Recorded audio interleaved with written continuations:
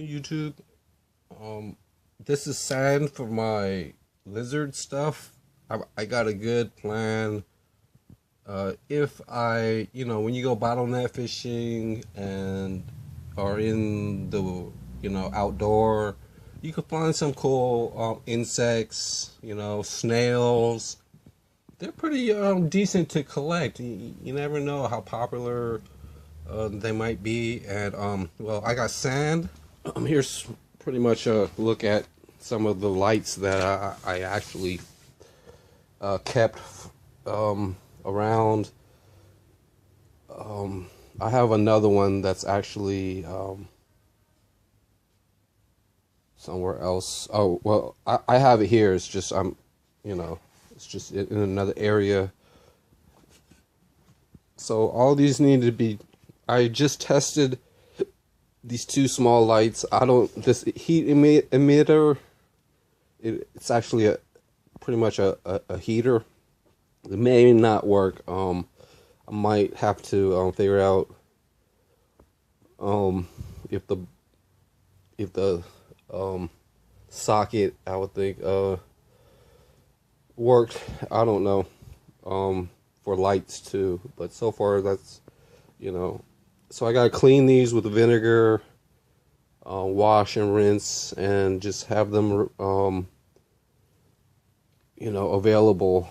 They're really nice to have, and I did test to see if they still worked, and they do. So there's 3 lights right there that practically everybody uses, besides the new LED things.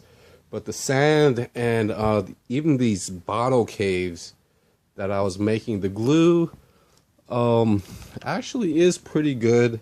I've even like kind of scratched on this to see its effects. I actually have to test this a little bit more, have more water in there to just see the whole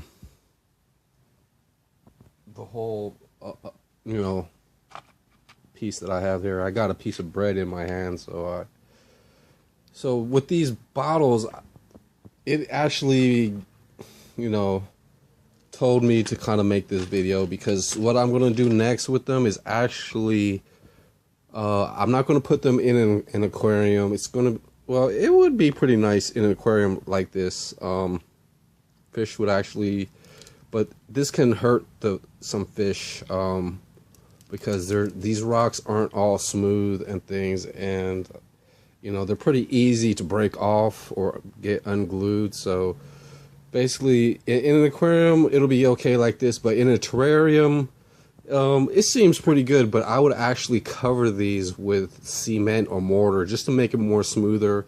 So I got the sand that I showed in the beginning of this video, and then I got this that I do need to try to probably mix up some mortar and have a smoother surface and things. Who knows? But it's taking up a lot of space. I've worked on this and it's been drying and things like that, but I gotta eventually do something with it. I'm thinking of a big, I gotta order some wood and some supplies, but I'm trying to make a pond, and I'm trying to make a lizard cage from a sofa. So I'm gonna be trying to do that all at once, and basically just get into tropical pet breeding or something. So I got some of these other supplies that are pretty enjoyable, some nice looking terrarium and things, but with sand and rocks, you do or can have some nice trees depending on the pet that you have and things. But some of it I found that thing. It's this piece and some other pieces, and people that had their own terrariums, actually I found some of their things, and I bought this piece. It's really good manzanilla wood or something. It's heavy. I might use this inside of an aquarium rather than you know, a lizard tank. It just depends on the material and basically decoration. So I've collected quite a lot of things just to get by, even like this polyester fiber and things. You know, to just basically, you know, have some substance inside the aquarium hobby. But it's just going to take time and you know, actual results, which is why YouTube has its hierarchies and things, because people have put in you know, a substantial amount of time and effort to display their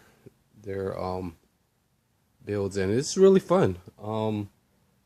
But it's really not going to get much except just attention, and that's just about all for now. But so yeah, I might, you know, keep one of these. I might make more of these.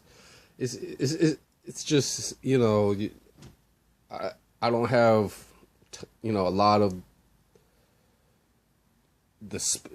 time and space. I just do it just on a caregiver's type of you know, scheduling to acquire some nice pets. But you know, there's definitely other ways and things that are available.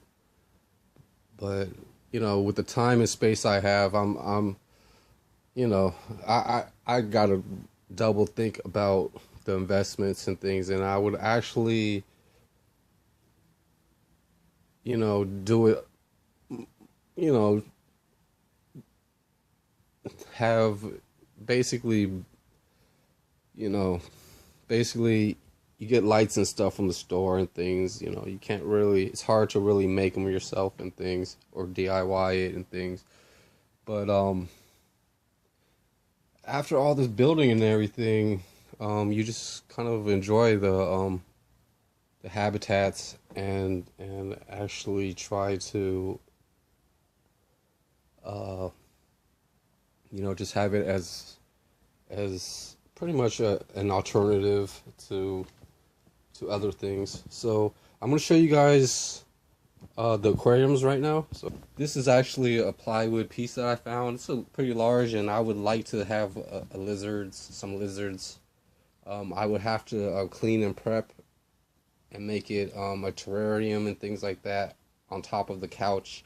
I know on the couch I was like, oh, put fish tanks on top of a pond, and that might be pretty good too. You know, make a triple shelf type of thing, but I just don't know the space right now or time. So basically, here's another cool branch that's inspiring me to, you know, have some extra glue and silicone, and here's some nice big rocks. I want to put a heat rock somewhere and decorate the rock pile, and basically have you know, rocks around a heat rock, which is pretty much right there. That, you know, wasn't too expensive. You know, it was probably like $20 or something tops. I'm pretty sure I bought that. I remember having to take care of it, but that should still work and things, as long as the wire's not cut off and things like that, and you could plug into a socket. These things pretty much last. Here's another heat pad. Here's a pretty much almost ready cabinet, lizard cabinet. I'm experimenting with a lot of DIY things, like a hair dryer to help glue dry faster, and you know, water to help propagate plants and things. Sorting out my area, just basically having the equipment to actually try different things is really helpful. And the toaster, just in case, you know, some food can be toasted, like algae and things like that, and pasted. What I want to do with these aquariums is actually finish up these covers, which I've been doing for the last week. And every day I gotta, you know, turn it to a better side. Eventually, I got, since one side is fully flat, that one side I'm gonna have to scrape off just the edges so that it seats around the top trim and things. I've been trying to clean this up. This rock pile right here is gonna have to come out, and I'm probably gonna have to clean that and things. So what I'm planning with these aquariums is to have this one bare bottom. I'm gonna have to change out all this water and filter it and things like that. But you know, it's got a filter, it's got a heater. That heater right there is a little too big. I went to the store, it's got a light, a cover. These are all going to be pretty much fish tanks. You know, an air pump, and you know, just some supplies. I can't wait to really show you guys the main features. Like this one even has some water kind of like trapped in there, which was hooked up to that single pump. So gotta always be careful with the equipment and things like that. But this heat pad, I want to replace it. It's a 50 watt, or it's, I want to try to get a 10 watt one, which is probably around $20. So, you know, but it, you know, when I'm going to a store, I kind of like to research on the products and basically, you know, have a good idea of what I need for my setup and things. But I need to clear all this out, wash and rinse them off again, and then have this ready for a bare bottom. This one right here, this 20 long, I want to try to actually aquascape it with just with just rocks and branches. It's got a heat pad to it, and it's going to only have a sponge type of filter that I've been trying to make. But you know, sometimes at the store I saw another thing that I want to get more air stones, and I do have some that I could probably use from irrigation supplies, so I might not get air stones, but I ran out of them. But you know, it's good to have a little bit of stock. They're only like $2 for 4 of them, so that wasn't a bad deal and everything. So, and I could probably use them. And yeah, so just a sponge filter and basically that heat pad. This right here, I actually have a submersible 50 watt heater that is actually inside this plastic food container, and it's submersible. So, and I have this 100 watt one too, and that's submersible. And I have other heaters that I could test, and I mainly, you know, I did a little video about heating requirements, and just a large heater in a small tank, it's going to just cook the water a little too much, like 50 watts and things. Just having a little small area with heat is pretty much good enough. Maybe a 50 watt heater could do pretty good in a 20 gallon tank.